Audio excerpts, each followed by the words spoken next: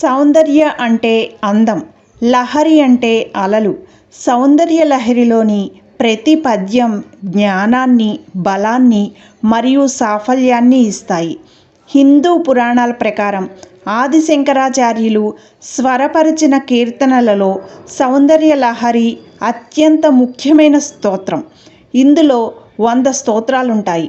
ఇవన్నీ లలితాదేవికి అంకితమివ్వబడ్డాయి. సౌందర్య లహరిలోని ప్రతి ఒక్క స్తోత్రాన్ని పఠించడం వల్ల మీ జీవితాన్ని పూర్తిగా మార్చుకునే శక్తిని పొందవచ్చు. శంకరాచార్యుల వారు శివపార్వతులను కలవడానికి వెళ్ళినప్పుడు శివుడు ఆదిపరాశక్తి యొక్క 100 శ్లోకాల రహస్య పుస్తకాన్ని ఇచ్చాడు.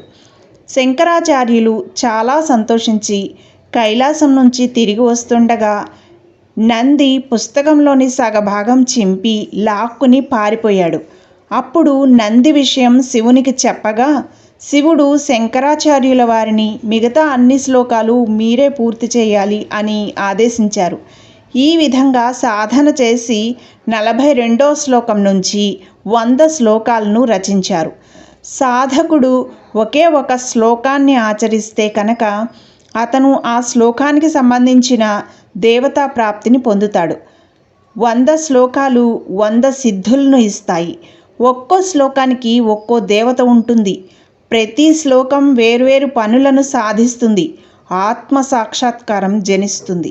ఈ అభ్యాసం భక్తులకు తక్షణ ఫలితాలను ఇస్తుంది. దీనికోసం శ్రీ విద్యా దీక్షను పొందాలి.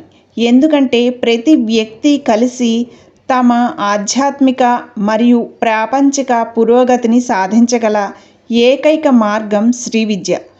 ఎవరైనా శ్రీ విద్యకు గురువు అని తెలిస్తే వారి నుండి ఈ శ్లోకాలను నేర్చుకోవచ్చు.